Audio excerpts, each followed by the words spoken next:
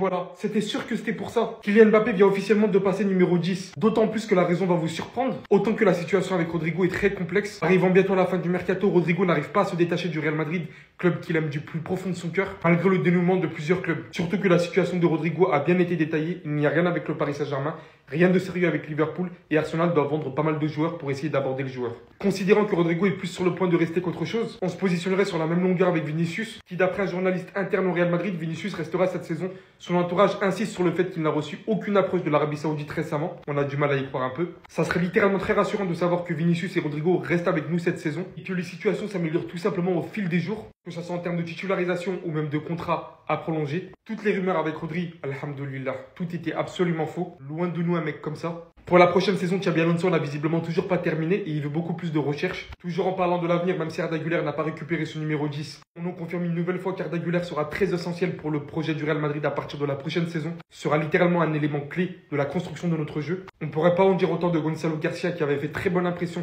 lors de la Coupe du Monde des clubs. Au final, on nous dit que la décision finale n'a pas été prise et que Henrik veut tout faire pour essayer de rester au club. De l'autre côté, Ferland Mendy n'est pas du tout impressionné non plus. Malgré Fran Garcia, malgré Carreras, il se sent littéralement à la hauteur de les mettre sur le banc. Ça, c'est très ambitieux. On s'attendait, la raison du numéro 10 de Kylian Mbappé est très simple. Le Real Madrid espère désormais le pactole, alors que son simple numéro 9 la dernière saison avait déjà réalisé beaucoup de ventes. Le Real Madrid prévoit désormais des milliards de ventes avec le numéro 10 de Kylian Mbappé. Alors imaginez s'il fait une bonne saison. Qu'il reste concentré, hein. Il peut tellement tout rafler cette saison, sortir une saison d'antagoniste. Les gars, sur X, il y a eu un duel assez intéressant qui a été posé.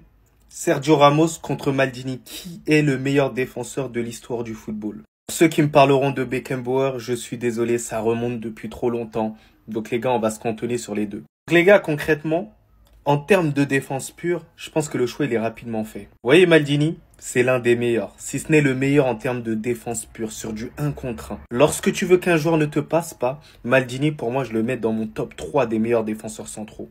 Que Sergio Ramos, en termes de défense pure sur du 1 contre 1, je le place pas dans mon top 5.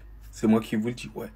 Par exemple, un Pepe, sur du recul frein, il avait une meilleure qualité que Sergio Ramos. Donc oui les gars, si j'avais le choix entre Pepe et Sergio Ramos pour pouvoir bloquer un joueur en 1 contre 1, j'aurais plus misé sur Pepe que Sergio Ramos. Malgré tout ça les gars, pour moi Sergio Ramos c'est le meilleur défenseur de l'histoire du football. Il remplit beaucoup trop de critères. Vous voyez, même s'il n'est pas meilleur en termes de défense pure, il n'est pas trop éloigné. En termes de leadership, je vous cache pas qu'il remplit tellement de paramètres. Aussi bien au niveau oral que sur le terrain aussi. Sur le terrain, il montre absolument tout. Et il a un truc exceptionnel, le fait qu'il apporte énormément offensivement. J'allais oublier un autre truc aussi, quelque chose de primordial, quelque chose qui a fait Sergio Ramos. C'est ce vice.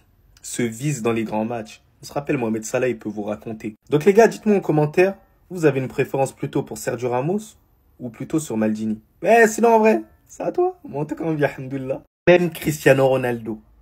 C'est l'argument que certains essayent d'avancer pour décrédibiliser les propos que j'ai eus dans ma précédente vidéo. Parce que oui les gars, face caméra, j'ai bel et bien dit que Vinicius méritait le meilleur salaire au sein du Real Madrid au vu de son accomplissement.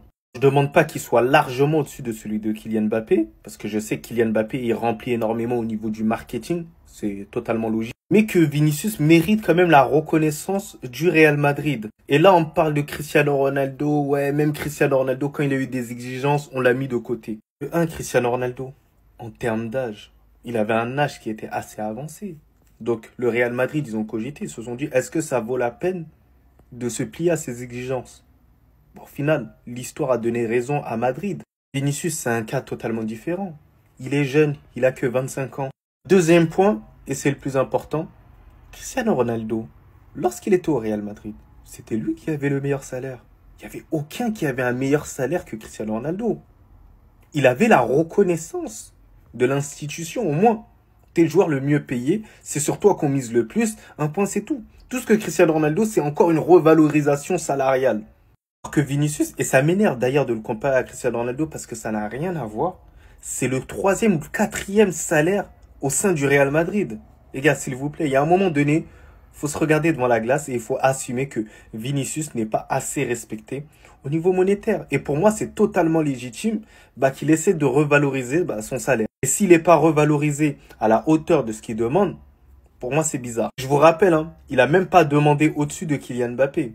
il a demandé à égalité avec Kylian Mbappé, sachant que c'est un bouc qui a prouvé au Real Madrid. Pour moi, on doit faire preuve de reconnaissance. C'est mon humble avis, vous pouvez en faire ce que vous voulez, vous n'êtes pas d'accord, je n'ai rien à faire.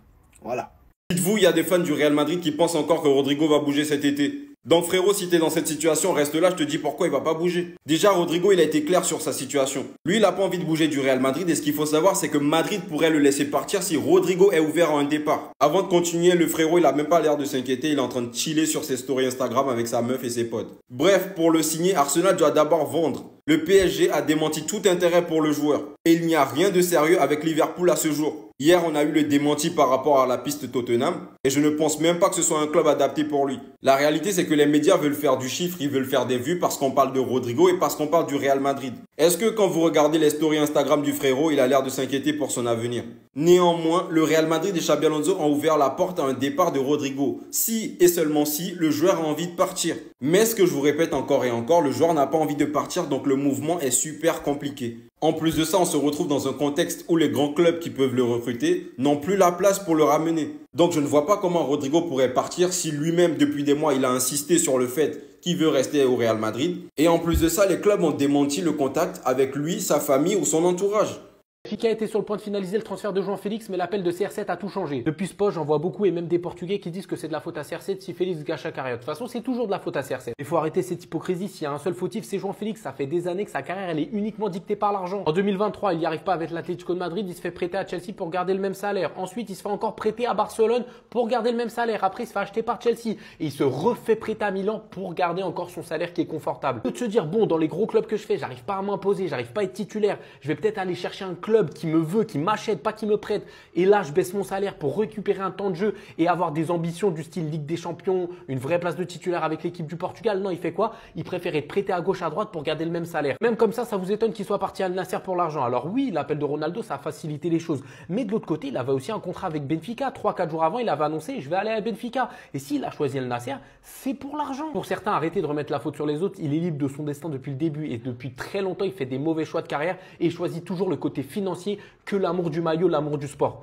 Il a totalement raison. Faut même pas qu'il ait honte. Faut même pas qu'il regarde de gauche à droite. Ferland Mendy ne veut pas quitter le Real Madrid. Le Français est convaincu d'être une meilleure option que Fran Garcia pour doubler Alvaro Carreras. Alors vous me connaissez, mon avis au sujet de Ferland Mendy et de Fran Garcia. Le meilleur des deux, c'est Ferland Mendy. Parce que bien évidemment, moi je privilégie plus l'aspect défensif que l'aspect offensif. Et surtout du côté de Fran Garcia, il apporte pas assez offensivement pour que je puisse dire « Ah ».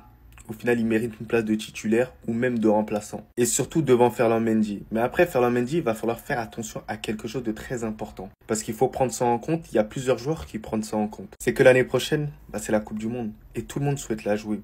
La problématique, c'est quoi? C'est que là, il se cantonne à avoir un rôle de remplaçant du côté du Real Madrid. Et vous le savez, et je le sais, que Ferland Mendy, il n'est pas forcément apprécié de Didier Deschamps. Donc, ça veut dire que s'il joue pas en plus, il est remplaçant. Ça lui donnera un argument supplémentaire pour ne pas le prendre. Surtout que Digne, il est assez avancé par rapport à lui en équipe de France. Donc les gars, dites-moi ce que vous pensez en commentaire. Mais sinon, c'est à toi. En tout cas, bien, alhamdoulilah. Donc ça, les jeunes de la Masia qu'on a vu hier sont là pour prendre la place des titulaires et ça a déjà commencé. Mais avant même d'aller là-bas, je tiens à vous informer que notre cher Raúl Asensio vient d'être enregistré par le Real Madrid et il a été promu en équipe première. C'est définitif désormais. Et on a aussi le jeune défenseur Juan Martinez qui est de retour. Pour ceux qui ne le savent pas, après avoir fait ses débuts avec l'équipe première, il s'était blessé en début de saison. Bonne nouvelle, il a été titulaire avec l'équipe de la Castilla face à Marbella. Ce qui va lui permettre de reprendre du rythme petit à petit avant de remonter en équipe première. Et on nous dit même que Xabi Alonso envisage sérieusement de promouvoir Juan Martinez dans l'équipe première. Le plan pour l'instant c'est qu'il joue avec la Castilla jusqu'à ce qu'il revienne à 100%. Et pour revenir à Raúl Asensio les amis, on nous informe que malgré son inscription dans l'équipe première, suite à la Coupe du Monde désastreuse qu'il a réalisée, Xabi Alonso ne compte plus trop sur lui, du moins pas pour cette saison. De ce fait, Xabi Alonso croirait en Eder Militao pour jouer un rôle important cette saison. D'après les infos, Xabi Alonso croit encore à son retour au plus haut niveau, malgré que ce dernier se remet de 2 ruptures de ligaments croisés. On termine les amis avec les jeunes cracks de la Masia qui ont fait leur début hier avec le FC Barcelone. On va notamment parler du jeune Dro qui est devenu le chouchou d'Hansi Flick, comme vous pouvez le voir à l'image, le gars il est fan de lui, d'autant plus que que pour son premier match avec l'équipe première, le gars il a inscrit un magnifique but. Cependant, parmi ces jeunes-là, il y en a bien un qui est pas là pour rigoler, c'est bien évidemment Geoffrey Torrens. On a bien vu de quoi il était capable hier et autant vous dire que c'est cuit pour un certain Gérard Martin. Même si oui, Gérard Martin c'est pas un titulaire indiscutable du côté du FC Barcelone, mais l'an dernier il a été titulaire plusieurs fois. Et là on nous dit, lors des prochains matchs du FC Barcelone, Geoffrey Torrens sera scruté de près. Si son temps de jeu reflète la confiance que le club place en lui, un départ de Gérard Martin vers la première ligue deviendrait plus envisageable. Donc vous voyez, on parle déjà d'un départ de Gérard Martin, le pauvre.